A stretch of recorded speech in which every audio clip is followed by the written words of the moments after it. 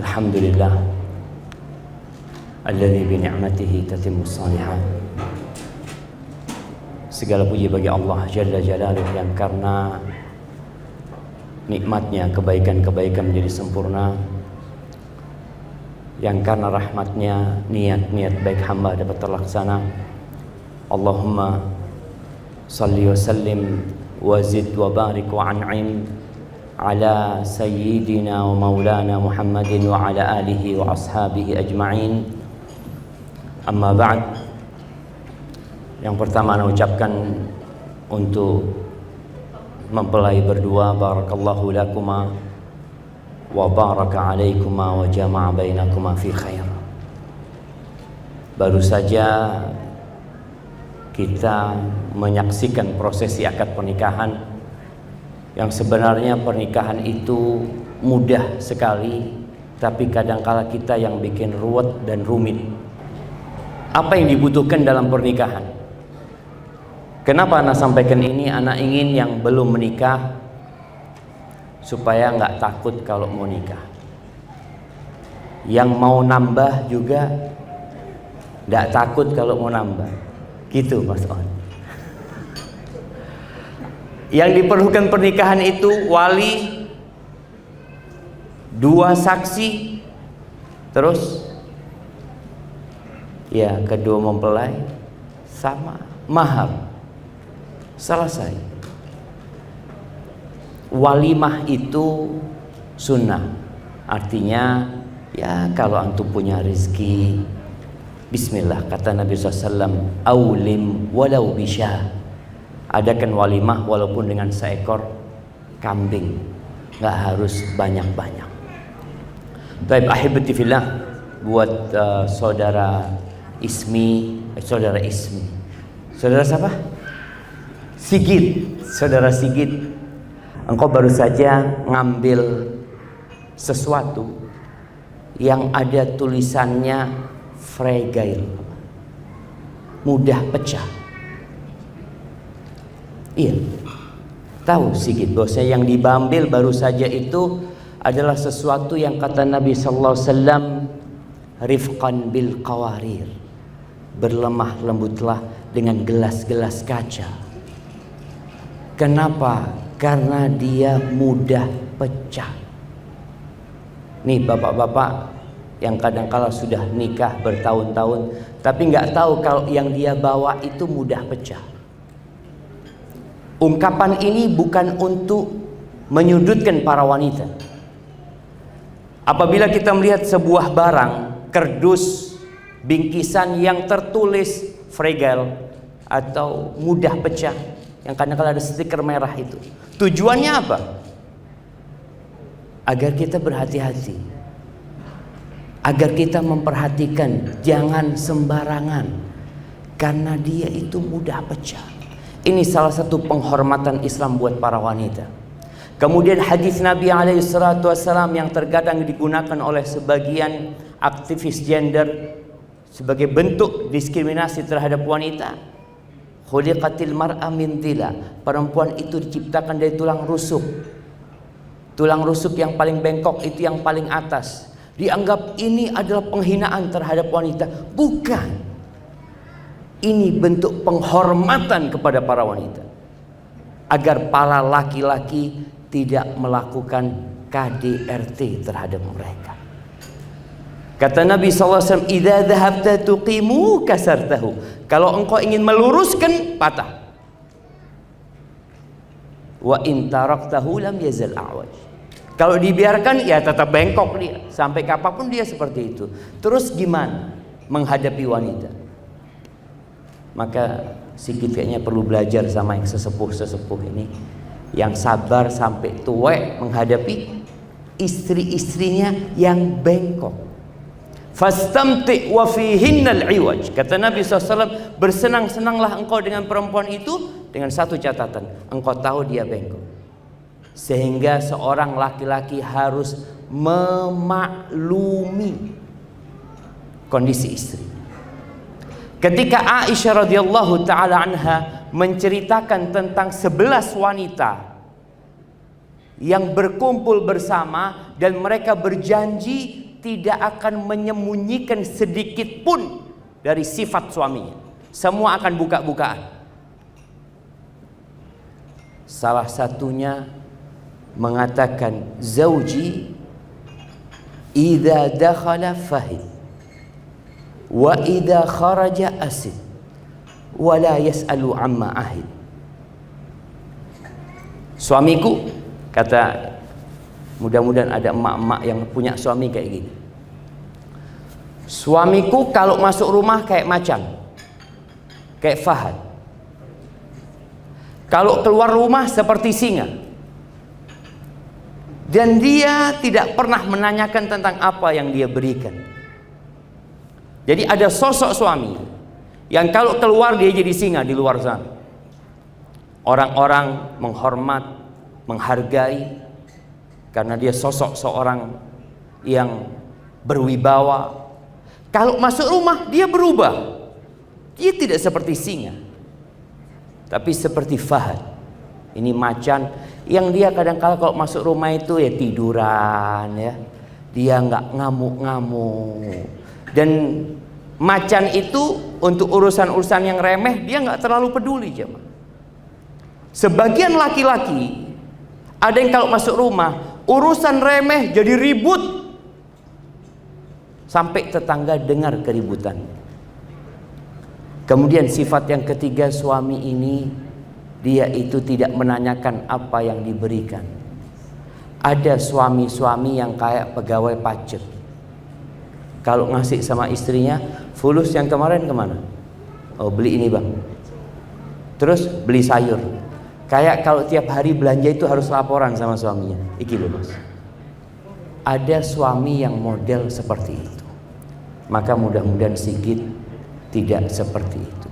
Jamaah rahimakumullah.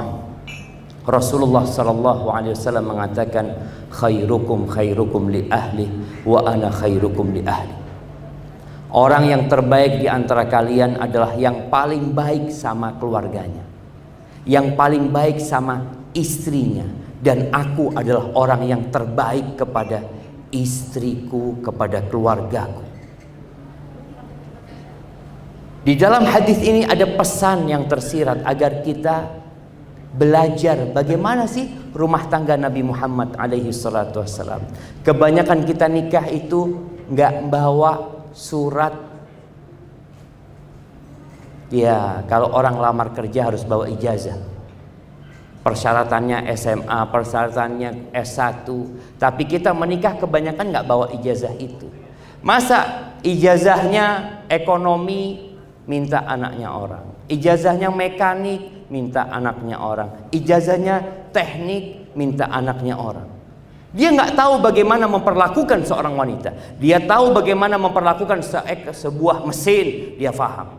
Tapi tentang wanita banyak di antara kita yang tidak pernah belajar hal itu.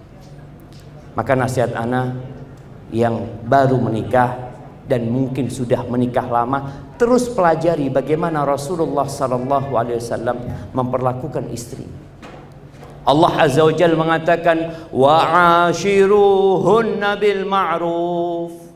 Kata Allah, pergaulilah istri-istri kalian dengan cara yang patut, dengan cara yang ma'ruf. Fa in karihtumuhunna, dalam posisi seorang suami benci sama istri, apa yang harus dilakukan?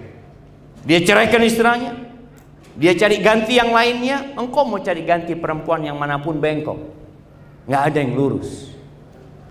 Dalam kondisi engkau benci, kata Allah, sabar, sabar. Lihat kepada kelebihannya. Fa in karihtumuhunna fa'asa an takrahu syai'an wa yaj'alallahu fihi khairan katsir. Boleh jadi yang kalian benci, di balik itu Allah jadikan banyak kebaikan. Mungkin istrinya nggak pandai masak, tapi alhamdulillah istri ana pandai bersolek, Ustaz. Urusan masak panggil pembantu. Boleh seperti itu.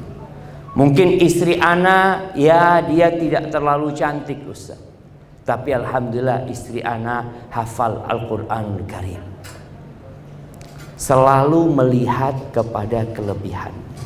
Bahkan Nabi SAW menegaskan, la yafraq mu'minun mu'mina.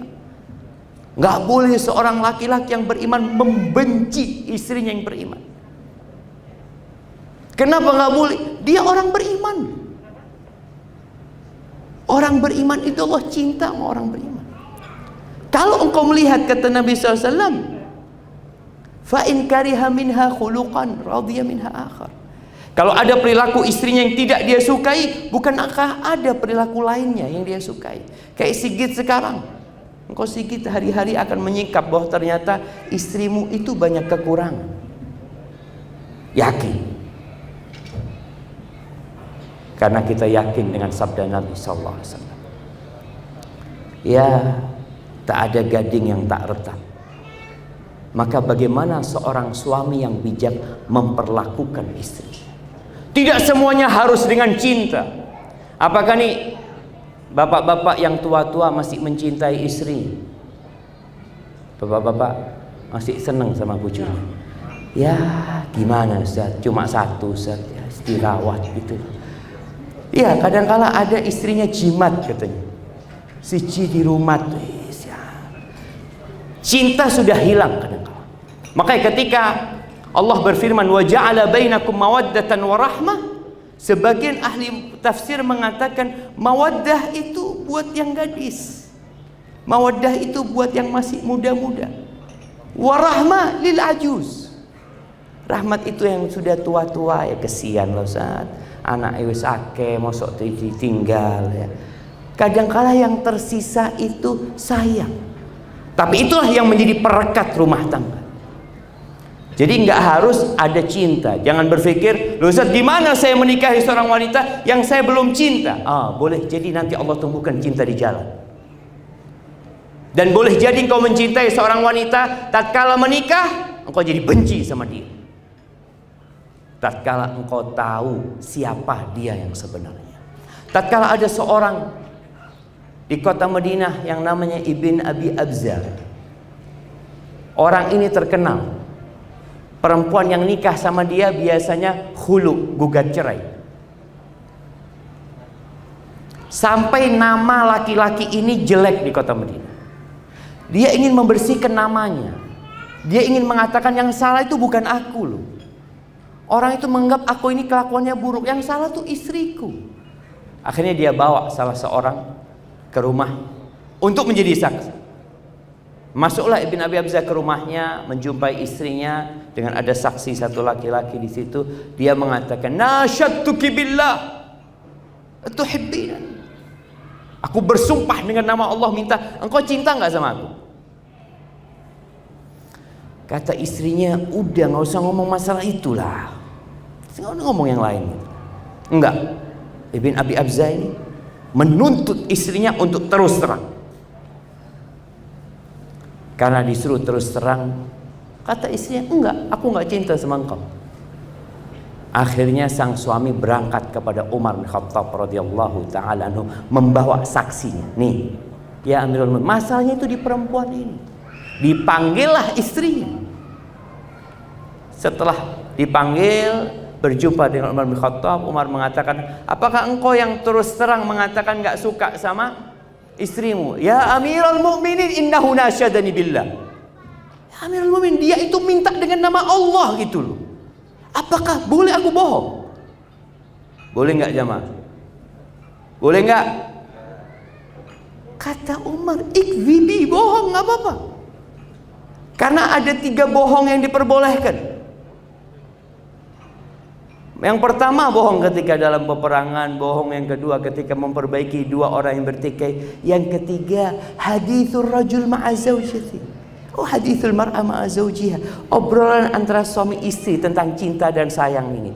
Kadang kala suami mengatakan, Masya Allah, Dik, engkau seperti rembulan, Dik.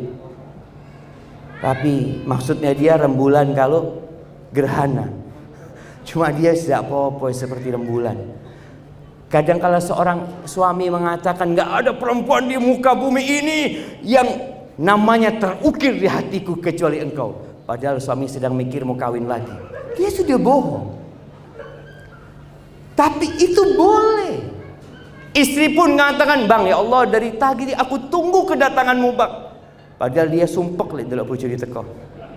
Tapi untuk membuat suasana jadi indah, Umar mengatakan, "Nikfi bong, fa inna aqallal buyut allati tubna 'alal hub." Sedikit rumah tangga yang dibangun di atas cinta.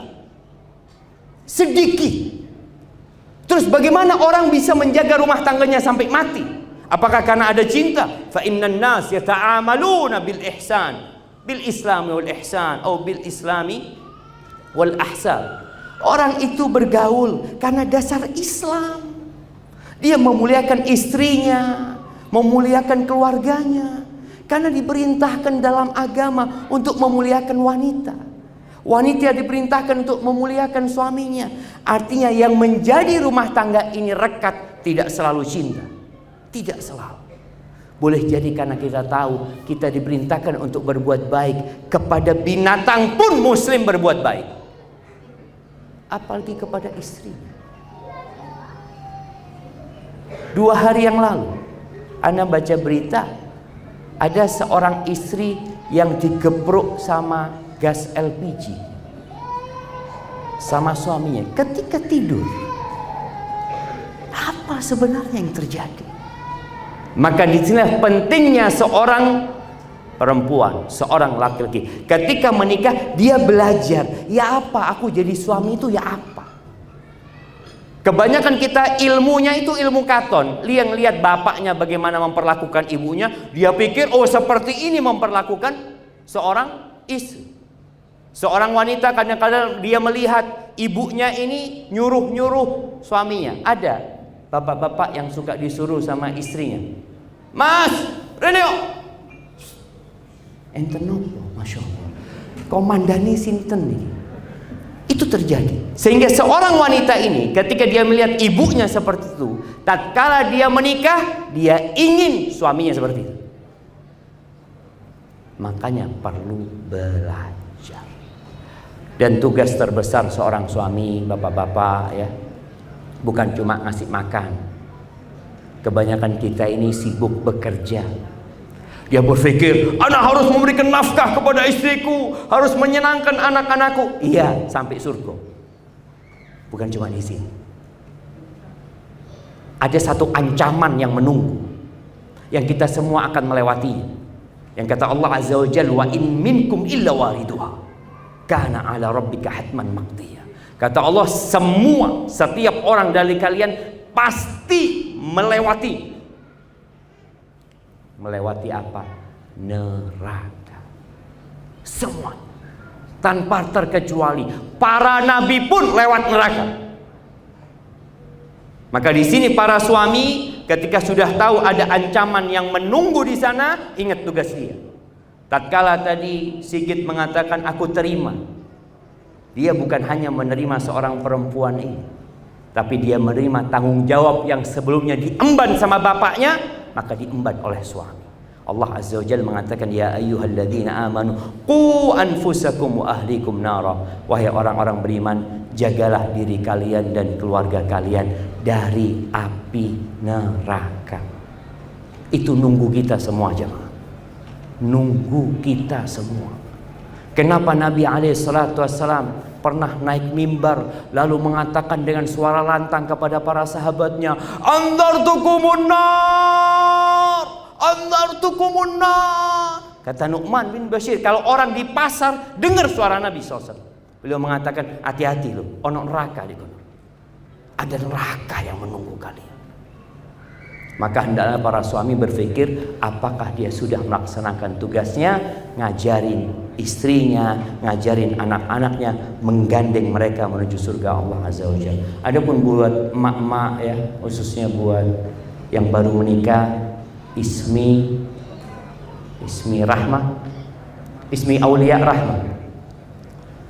Ingat dengan sabda Nabi SAW, "Innama huwa jannatuki aw naruki." Ingat, suamimu itu surgamu atau nerakamu.